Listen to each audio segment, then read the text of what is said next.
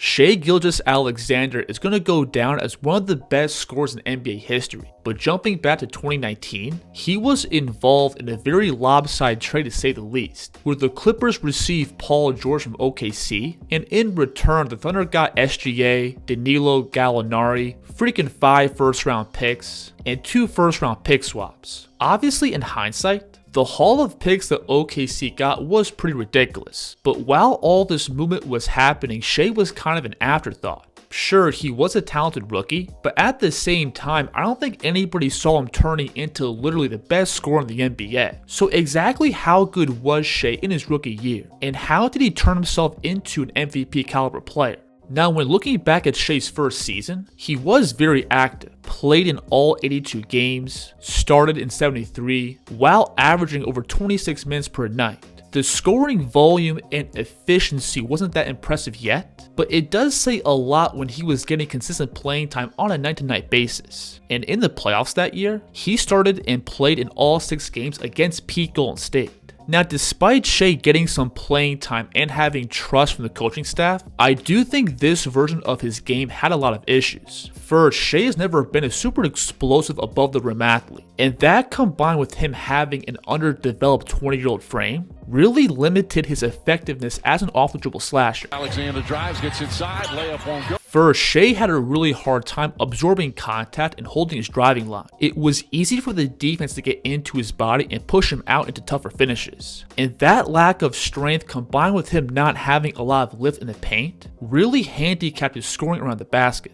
He did have the handle and burst to beat the first line of defense, but around the rim for him it was really tough. And at the same time, Shai's skills and reads were also a step behind, which is normally the case for any rookie guard. He had a hard time reading the second line of defense, while also pulling out the wrong moves in certain spots. In transition here, look how he's going to pick up and hit a right-left euro, but he steps right into Steph and exposes the ball. Now, at the same time, there were some positive signs in Shai's game. The first thing to me that stood out was how aggressive he was. While being a rookie in a playoff setting, he was in non-stop attack mode. The results weren't always super positive, but I think having that kind of mindset in a high-stress environment is a big deal. And from a skill standpoint, Shai always had really good patience in the lane, and in spots, this was enough to make up for his lack of strength and lift. He was very good at finding finishing windows by playing off 2 feet, by either pulling the defense out of position by slamming the brakes, or kind of altering his speed into his layups. This move here is slick,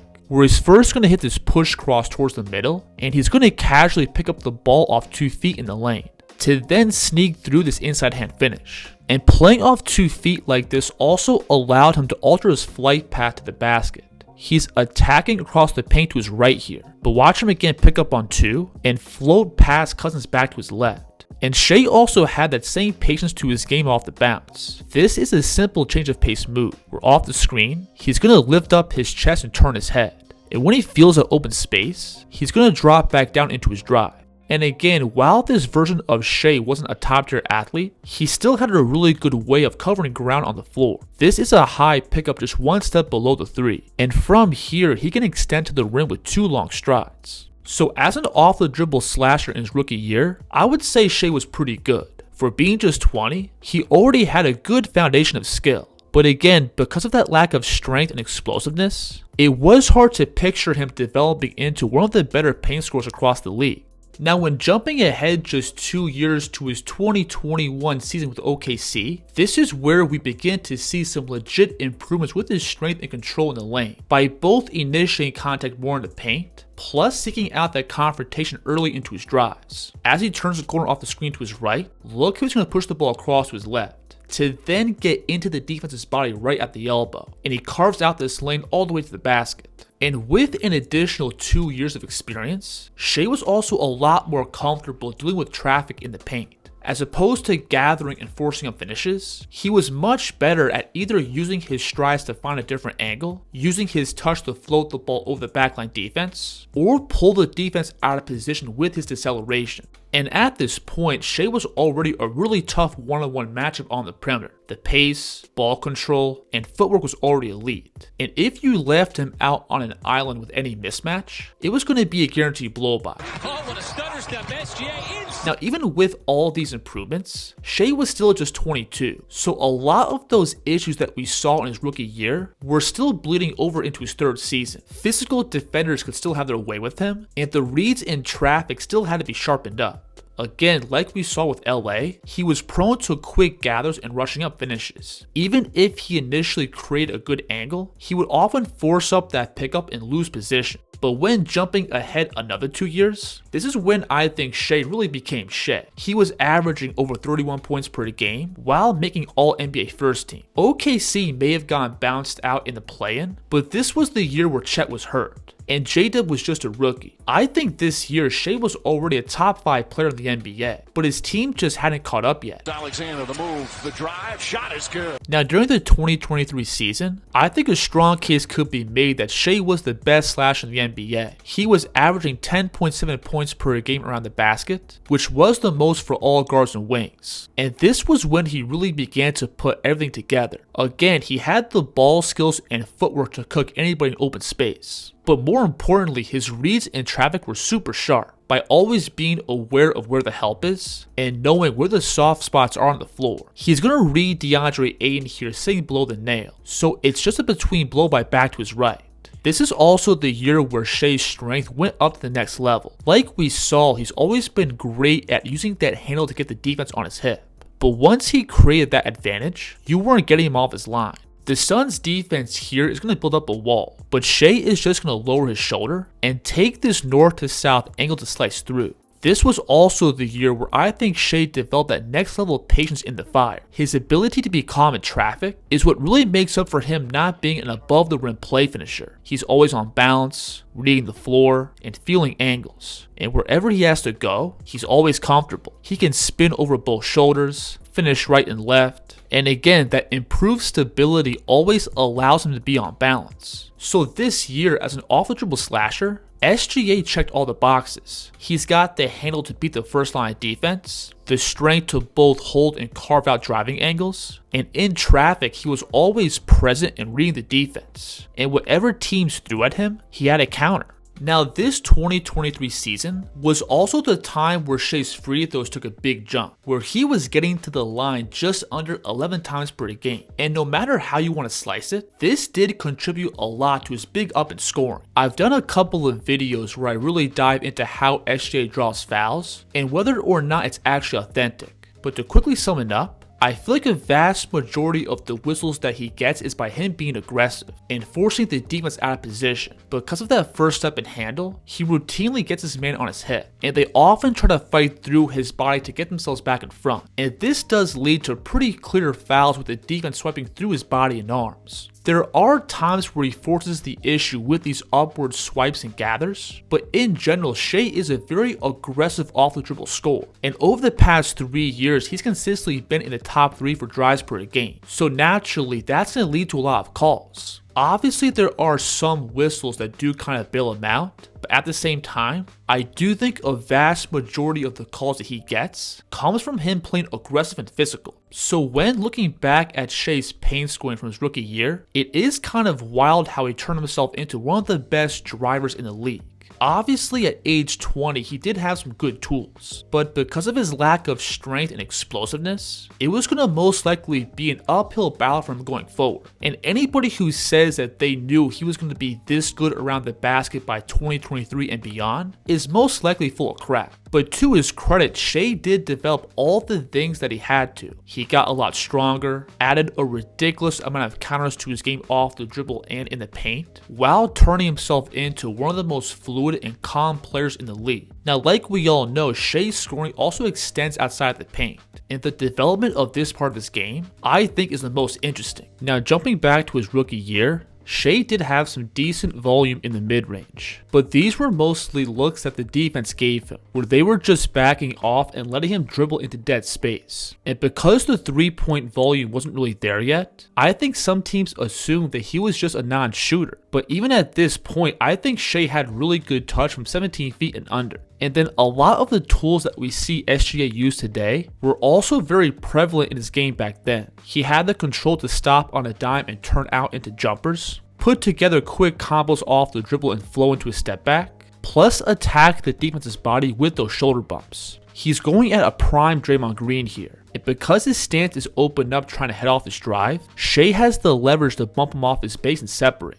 Now again, jumping ahead 2 years, this is when Shai got a lot more comfortable weaponizing that driving threat to create space, where again that quick burst off the dribble calmly got the defense out of position, and Shai could use that leverage to bump and separate. And with these moves, it's not that Shai was super strong, but more that he had perfect timing. As soon as he feels the defense moving in off balance, that little bump does a lot to move them out of position.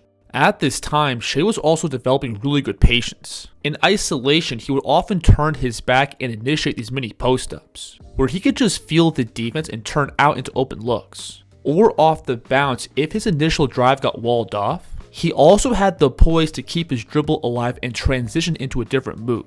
Now, if I had to nitpick Shai's 3rd year, I do think his strength still had some room for improvement. While he already had a variety of ways to create separation, lots of the shots that he was taking were still falling short. And this again is a stability thing. This is a really good move here, where he's first going to hesitate behind the line, to then drop back down into a drive. And from here it's right back to initiating contact and bumping out.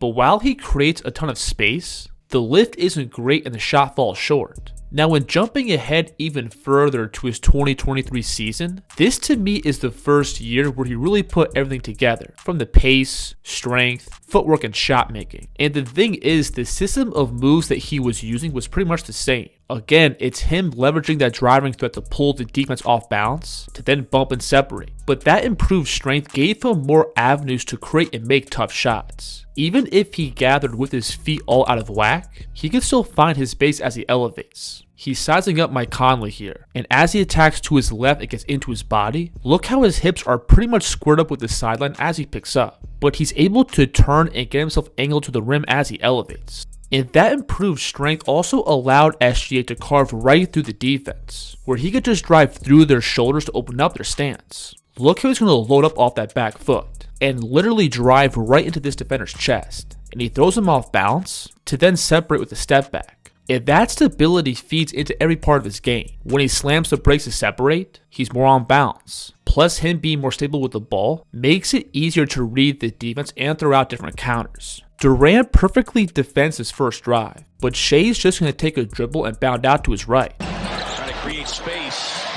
So that's how Shai turned himself into one of the best paint and mid-range scorers across the NBA. And for a league that's been emphasizing 3-point shooting since his rookie year, it's pretty cool how one of the top scorers in the NBA is doing his damage mostly from below the arc. Now, when extending out even further and looking at Shai's 3-point shooting, this has never been his main calling card, but the improvements that he's made over the past 7 years are still worth talking about. First, with the Clippers, he had a really heavy-footed set shot, where he got little to no lift off the floor, while having a long load up from his pickup to his release. And because of those sluggish mechanics, Shai was attempting under 2 outside looks per game, and pretty much all of them were wide open spot up threes. But the thing was, despite that low volume, he was still pretty accurate, shooting over 36%, so the foundation was kind of there. Gilgeous-Alexander. Now when jumping ahead to Shai's 3rd and 4th season, this is where we see a big jump in that 3-point volume. The first thing that stands out is that Shai was getting a lot more pop off the floor, while having a more fluid transition from his pickup into his release. Both of those improvements gave Shai the tools to more effectively elevate off a live dribble. In pick and roll, if the big is sitting back in a deep drop, that's going to be a routine 1-dribble pull-up.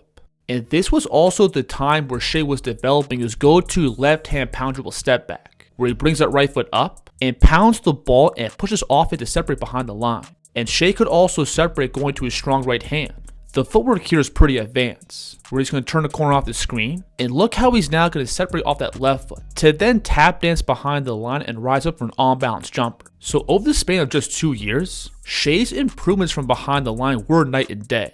He went from being a standstill spot-up shooter to developing the footwork and elevation to effectively create shots off a live dribble. For typical players, it normally takes about 4 to 5 years to have this kind of growth. Now, despite the improvement with the footwork and elevation, Shai still had a pretty low release point into his jumper, where the ball was being let go at around shoulder level. And this naturally made it easier for the defense to get a hand up in that shooting window, and sometimes get a hand on the ball. Up the cell, has that step back, and he was So even with Shai having the tools to create separation, he often had to rush and squeeze these looks through. And in his 4th season, despite him generating more outside looks, the efficiency was lagging behind. And then in the following 2 years, that 3-point volume did go back down. But at the same time, him taking less threes obviously wasn't a big deal. The mid-range, rim pressure, and free throw volume was still enough for him to average over 30 points per game. But when jumping ahead to the 2025 season, this is where I think Shai had his biggest jump as a 3-point shooter. First, the volume jumped up to over 5.5 attempts per game, and for the most part, that's maintained so far this season. And all the things that Shai got better at in years 3 and 4 are even more amplified here. Off the bounce, he's getting into his shot much more quickly, while adding even more elevation off the floor. But one big difference that we saw last year was that Shai actually got his set point higher, where instead of releasing the ball at shoulder level, he was getting it pretty well above his head.